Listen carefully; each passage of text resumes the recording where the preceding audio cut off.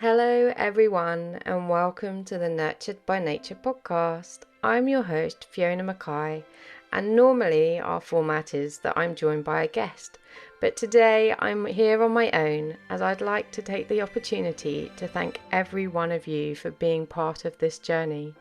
Today we're reaching quite a big milestone, which is episode 50, and I thought it'd be a great opportunity to reflect on the journey so far and to just say a heartfelt thank you to every single one of you. So whether you've been here since the start, jumped in partway through, or this is even the first time you've been listening, thank you for being part of this journey and community.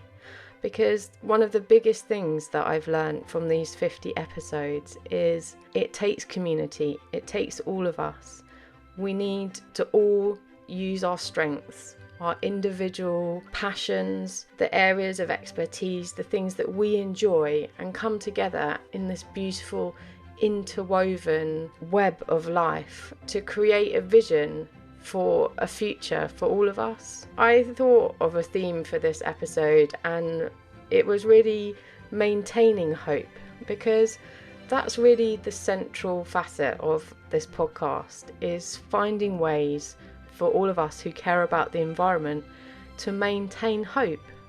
I think hope is sometimes an underrated emotion, but I think it's a central facet for all of us to find a way through to a future that we would be proud to leave behind. Now, hope sometimes people think is passive, but actually earlier this year I had a fantastic conversation with Elizabeth Glen Copeland, and we did an amazing episode together which was called Daring to Hope, and is about her poetry book Daring to Hope.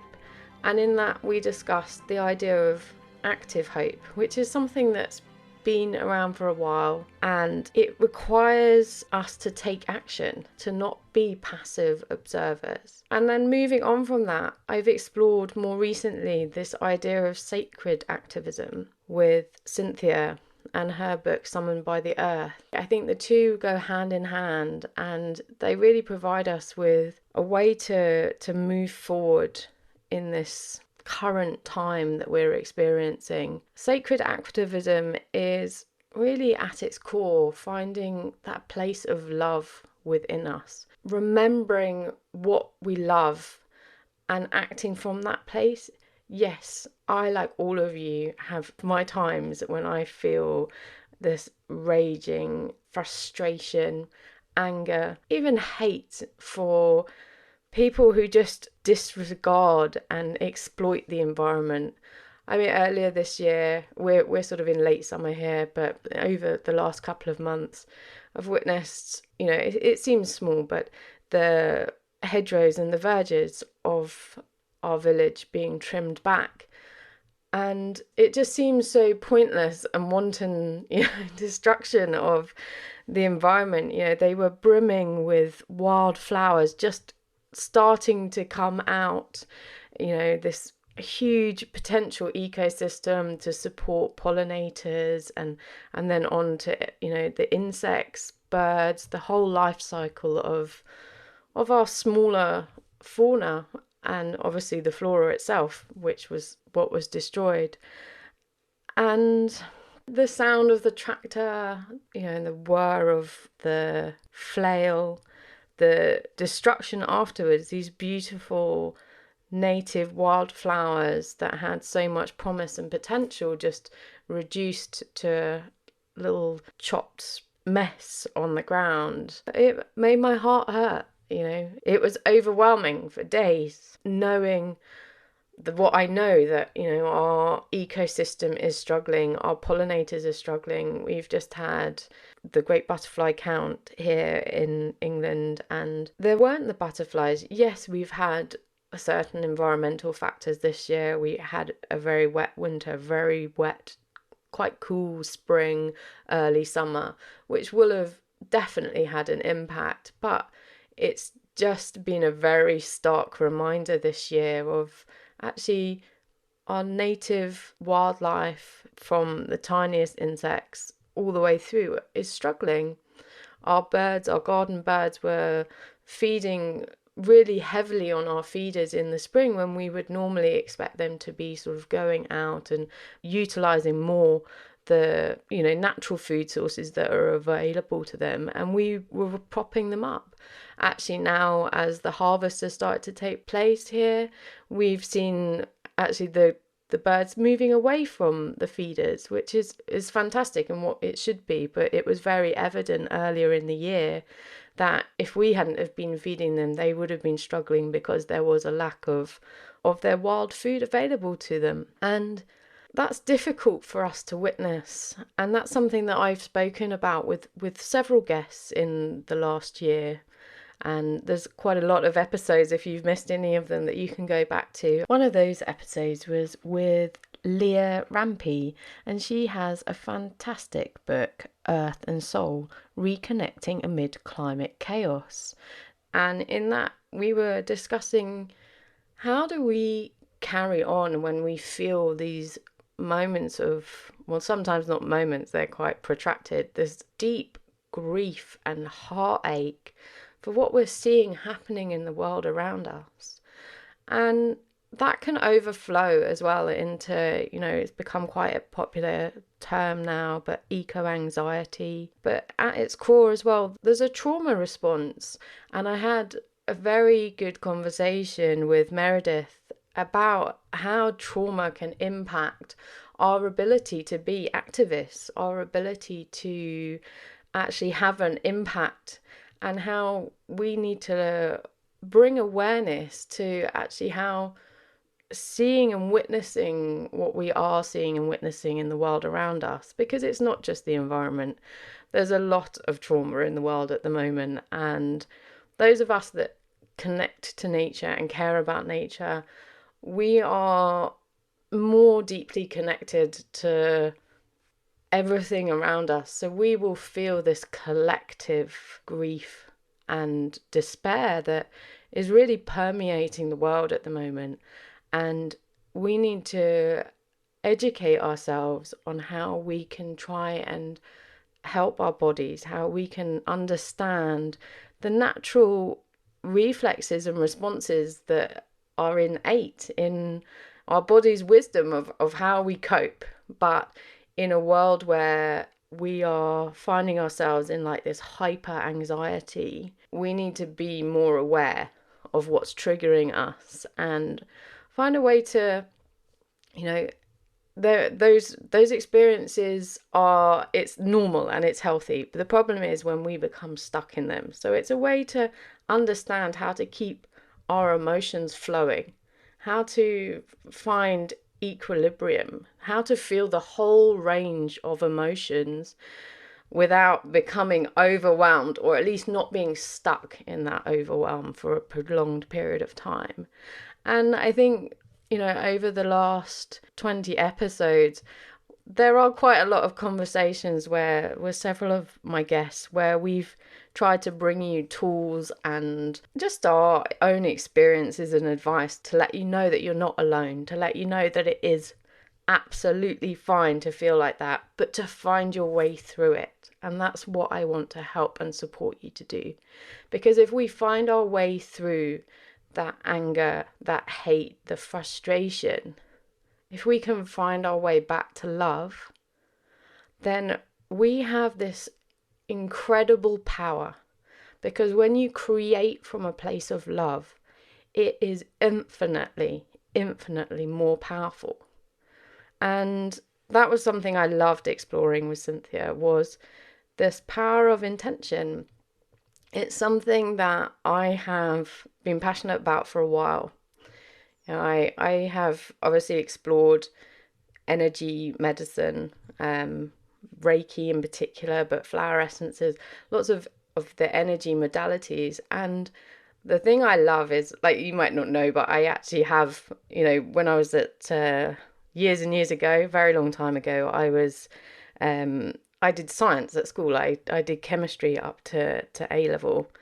And so I do have like this scientist heart as well with in amongst all of this. And there is so much science out there to support this alternative view of how we can experience the world.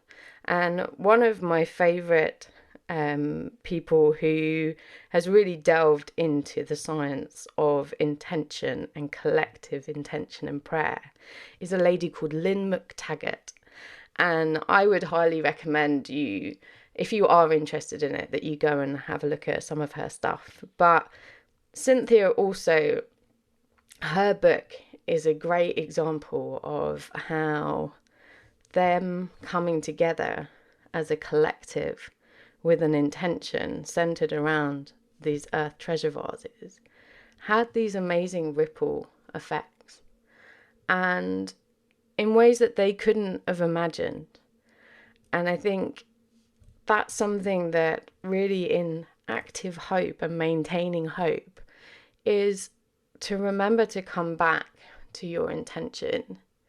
And your intention should be one of creating something that you want to see, rather than destroying something that you don't want to see.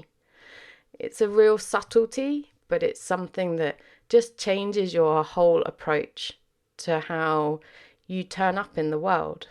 And it can be about things that are more than just the environment. I've had some amazing conversations this year with people who are in business, and how business can be a force for positive change in our world, not just for the environment, but the importance of social enterprises and the need for social sustainability.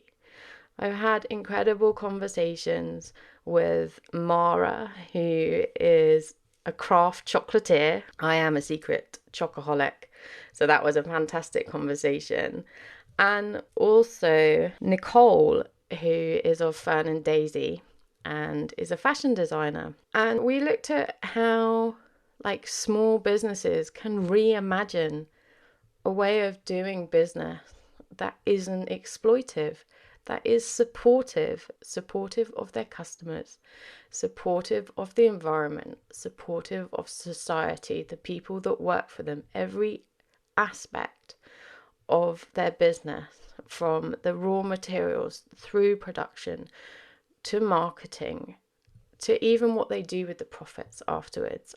I had an amazing conversation with Nick, who is doing a business on the side where he is roasting organic coffee and selling it to his local community and using the profits to support tree planting around the world. There are so many different ways that business can get involved, and they can just start shifting the needle. One of my favorite conversations on business was actually with Shaba Ali of Garden for Wildlife, which is part of the National Wildlife Federation in America. And this was such an inspiring conversation about how a charity that has this huge wealth of information and research over the environment can benefit from someone with a fantastic business background who just thinks differently, questions differently. He talked a lot about orthodoxies and about questioning why we do things. Sometimes the answer might be, yeah, that's great. The reason we do that is spot on and we should continue doing it. But sometimes it's actually, there might be a better way to do it. And that was what our conversation was. Although we were talking about how gardening can be this incredible tool to help the ecosystems and improve biodiversity, it was also a fantastic conversation about how business is not the enemy, how we need to use business, how we need to reimagine business and how it operates in our world. And we're going back to gardening. I've had a couple of fantastic conversations, Claire Ledbetter and Shaba, and we talked about how just doing simple things in your garden, a lot of us have some space. Even if you're in a flat, hopefully you have a window box, perhaps you have a community area, even if it's, getting in touch with your councils, and just encouraging us to maintain our garden spaces differently, to focus on our native plants. Yes, that's the weeds. There are wildflowers. So we need to embrace weeds. I got this fantastic feedback from a listener, and they were like, I need to understand how to embrace the weeds to learn what my native wildflowers are. The Garden for Wildlife have a fantastic resource for those in America. It's a little bit harder for some of the others, but there are amazing resources out there. Find your native plants, plant them, and they will support biodiversity in a way that goes beyond helping pollinators. It goes to helping the entire life cycle of insects, and then that filters up through the birds. Everything in our ecosystem benefits. So that's something really simple that all of us can do, and I love that. That's one of the things I'm really passionate about, is how can we make simple actions in our lives. So it can be about finding businesses that have this vision and supporting them, encouraging them. We all need encouragers in our life, and that might be your role. That might be as simple as it is. You don't have to reinvent the wheel. You just have to get out there and find the people that are already doing things differently, that are passionate, and you can just cheer them on, keep them going, keep them motivated, help them maintain their hope, reach out to them, say thank you to them. And if you can afford to buy their products, because sometimes they are a little bit more expensive, if you can afford to buy their products, then fantastic, buy them. But if you can't afford to buy them at this stage, then help them on social media, share their message, comment on their post. That makes a huge difference to small businesses, and it's something that is often overlooked by people who don't realize their own power.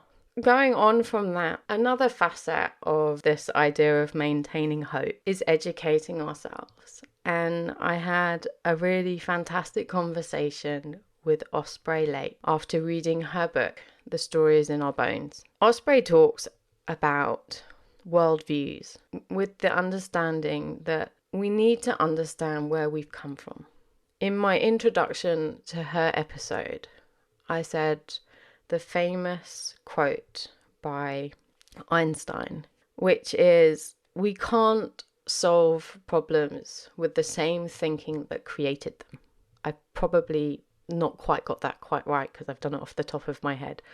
But we have to understand the thinking, the layers within our culture that are so ingrained that we do not see them. So that comes back to Shuba's idea of orthodoxies. Comes back to having this childlike curiosity that asks why. Why do we do that? Why have we always done that? And when we start to look at it, we understand how those worldviews have shaped the world that we've come to. And interestingly enough, we also understand that they haven't always been the worldviews of our culture. They also aren't the worldviews of every culture that is still in the world today. So there is scope for imagining and creating a different way of experiencing society and structuring society from the one that has become dominant in the Western world. Now, I've had to delve quite deep into this subject, and I found it really hard. It is a difficult subject. It's difficult to look at the exploitation of not just nature but people, because the two have gone hand in hand and they can't really be separated. A society that wants dominance over nature, that is happy to exploit nature, unfortunately is also one that is exploiting people, that has dominance over people, that has a hierarchy that says some people are better than others, which it shouldn't be. And we need to delve into these, and we need to question patriarchy, colonization, racism, capitalism. And we need to find ways to understand how we got to this point. And then we need to be prepared to ask the questions, perhaps not knowing the answers of how we can move forward. But there are some answers out there. Unfortunately, they're not being presented to us because the system doesn't want to collapse itself. So you have to look to the edges, look to the periphery. But the information is there. There are new ways, an integration of old ways, an understanding of indigenous wisdom that can lead us forward. So again, another part of my conversation with Osprey was about her work with Indigenous people. And one of the things that they're moving forward is the legal framework for rights of nature, seeing nature as an ancestor, a being, giving a river rights to be free from pollution, to be considered in the conversation when planning pollution, anything that might impact that river is being decided by society. The river has its own representative or voice as a living being. And this is happening around the world. It's already taking place. So I think for me, again, that's a point of maintaining hope. People are already putting these things into practice. We just need to support them more. And they might not be perfect. We will refine them over time. But we need to start taking these steps. They are out there and we can support them. And running alongside all of this, I obviously also touch a lot on health and well-being. And this is something that I'm really passionate about, is about empowering people to advocate for their own health.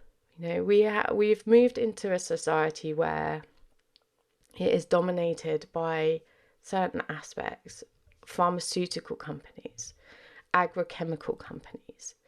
They have become overwhelming in their influence of how we live our lives. And for me, something that I find really empowering is to help people take back autonomy over their own bodies and their health of them and their family. And whatever you want to call them, alternative or complementary therapies, offer us a doorway into that. Quite often they are working in a way that is in harmony with nature, in harmony with our bodies, and in honouring ourselves. And I've had some amazing conversations with some incredible people. I had a fantastic conversation with Eugenie, a homeopath in Australia. I love homeopathy. I have seen it at work with my horses, my animals, and myself for well over a decade. And there is so much science out there to support it. And we just have to open our minds to it. There's some amazing documentaries out there that explore the science behind homeopathy. And I would encourage you to go and look at that with an open mind, because homeopathy can be an incredible tool. It works for people. It is also being used now in farming situations. It works with plants. It works with animals. It can help us with challenges around resistance to certain, and things like antibiotic resistance. It's just an incredible modality that has been in existence for hundreds of years, was actually developed by a doctor and has been vilified because it doesn't fit a worldview and narrative that our society has developed. I also had amazing conversations about herbal and plant medicine. I loved my chat with Angie about Bowen therapy, about understanding the fascia in our body, about how we can help ourselves stay in equilibrium, that our bodies are this scrapbook, I guess, of what has happened in our lives. And that comes back to the trauma. There's some amazing books out there. One of my favorite books about trauma is called The Body Keeps the Score. And as we get older, all the things that have happened in our lives become trapped in our tissues, in our bodies. And I think as we get older, I'm now 40, we start to notice them because they've accumulated over our lives. And Bowen is a fantastic modality for working with, as Angie says, the issues in your tissues. So I unfortunately don't have a local Bowen therapist, otherwise I would be utilizing it more. But there are so many powerful modalities out there that can help support our health and the health of the planet and the health of nature. And it's exciting, it does feel overwhelming, but it's exciting too. We're on the cusp, or as Lee said, we're in the edge zone, the threshold. This is a time for bravery and for courage and coming together. And that's what this podcast community is, I hope. A place where we can come together, where we can share ideas, where we can listen to each other, where we can lift each other up. A rising tide lifts all boats. Together we can rise and we can create a world where nature is not exploited. A world where people aren't exploited. A world where people and nature are valued, not as commodities. So I called this episode Maintaining Hope. And I hope that's what you find with me in this community, is a place where we can, a melting pot basically of ideas, of things that we can all do. But there's no expectation that you do all of them. If your contribution is that you plant some wild native plants in your garden, that's fantastic. If your contribution is you think about your own health and well-being, that's fantastic. If your contribution is that you go out and you find a company or a business that is doing something better and you support them by buying their products, that's fantastic. If you feel called to do something more, if you feel called to raise your voice, then do it. But mostly just know that you're not alone. Come back here and I will do my best to keep finding people, keep finding ideas, keep learning, keep pulling at the threads as we try to unravel how we got here, and then we find a way to weave them together as we move forward and know that we can create a world that we're proud to leave to future generations, that we can be good ancestors for the generations to come. So thank you.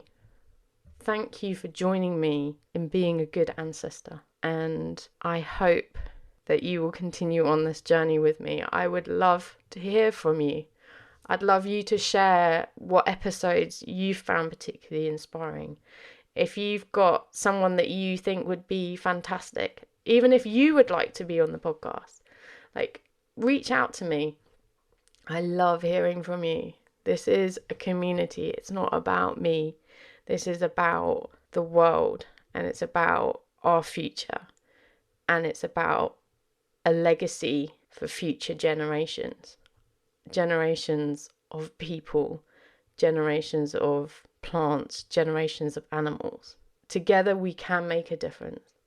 One of my favorite stories was a little snippet that Osprey shared about a project that she's involved with in the Democratic Republic of Congo. And everyone knows my passion for Africa. And it's a women's organisation that has been growing and planting native trees as part of the Ntombe forest. Now, all the experts that they spoke to said that it would take 40 years for the forested areas that they were replanting to start sort of joining in the co-creation of the process. The forest would start regenerating itself alongside the trees that they were planting. And they're 9 years in, and the forest has started to join in regenerating itself.